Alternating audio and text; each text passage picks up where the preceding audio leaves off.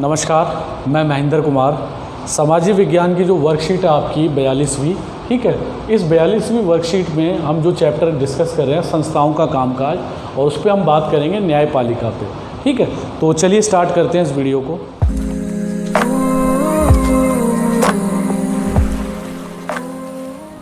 देखिए, सबसे पहले मैं आपसे ये बात शेयर करना चाहूँगा कि भारत में जो न्यायपालिका की जो व्यवस्था है, जो जुडिशरी सिस्टम है, वो हूबहू जो इंग्लैंड वाला मॉडल है अंग्रेज़ों ने अपने यहाँ जो लागू किया था, वो वही भारत में वो लेके आए। तो सबसे पहले जो सुप्रीम कोर्ट की जो स्थापना है वो अंग्रेज़ी काल में ही हो चुकी थी, और कलकत्ता में इसकी स्थापना हुई थी सन 1776 में, ठीक है। तो कलकत्ता में जो एलिजा इम्प्रे करके इसके पहले चीफ जस्टिस बने थे, एलिजा इम्प्रे।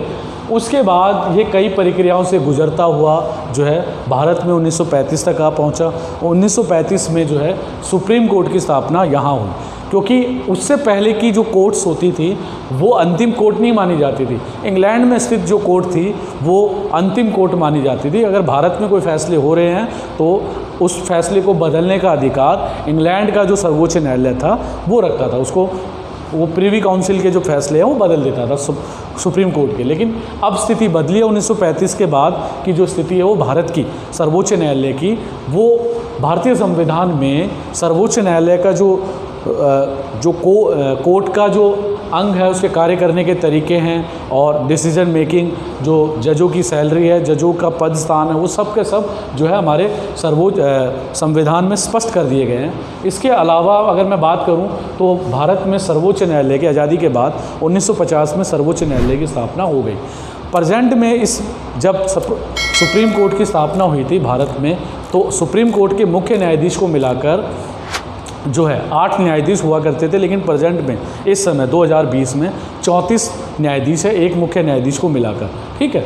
तो 34 न्यायाधीश है। 1950 में सुप्रीम कोर्ट की स्थापना हुई, और भारत में इस समय न्याय व्यवस्था जो है वो एकीकृत है। एकीकृत का मतलब होता है कि कोई भी जो नीचे का न्यायालय होगा, जैसे डिस्ट्रिक्ट कोर्ट, जिला न्यायालय, उसके फैसले हाई कोर्ट में आएंगे, हाई कोर्ट के फैसले सुप्रीम कोर्ट में आएंगे, ठीक है। राज्य कोर्ट के फैसले जो है सुप्रीम कोर्ट में आएंगे। इस तरीके से जो सुप्रीम कोर्ट है वो सर्वोच्च है, इसको ही कहते हैं एकीकृत, ठीक है।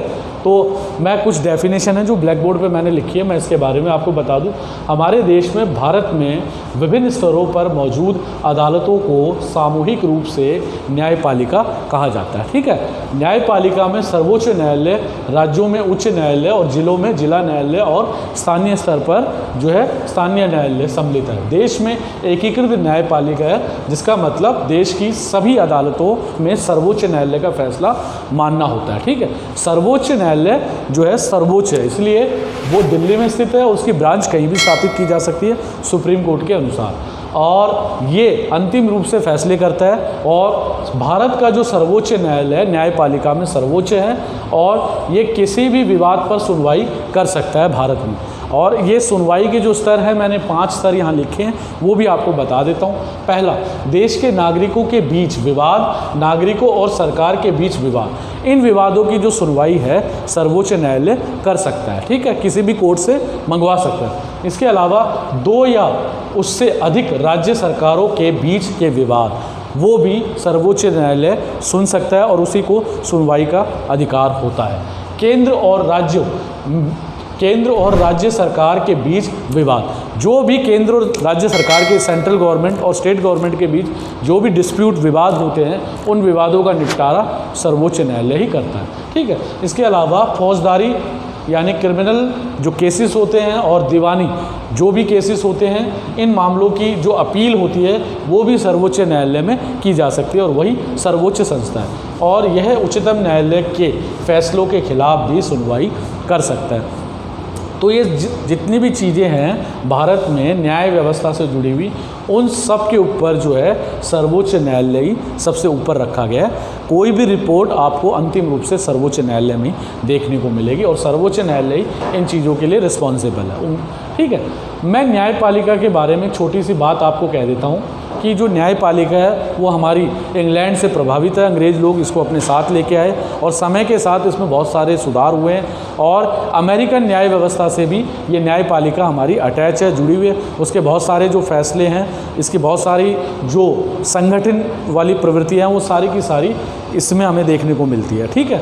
इस न्यायपालिका वाले टॉपिक में जो संस्थाओं का कामकाज है, ये जो टॉपिक आपका ये इसलिए रखा गया है ताकि आपको जो जुडिशरी व्यवस्था है, न्यायपालिका है, वो आपको समझ में आए कि वो कैसे काम करती है। ठीक है। और हमारी देश की संस्थाओं का कामकाज कैसे होता है। इसके अलावा इसका चौथा पार्ट भी है संस्थाओं के कामकाज का, वो है प्रेस।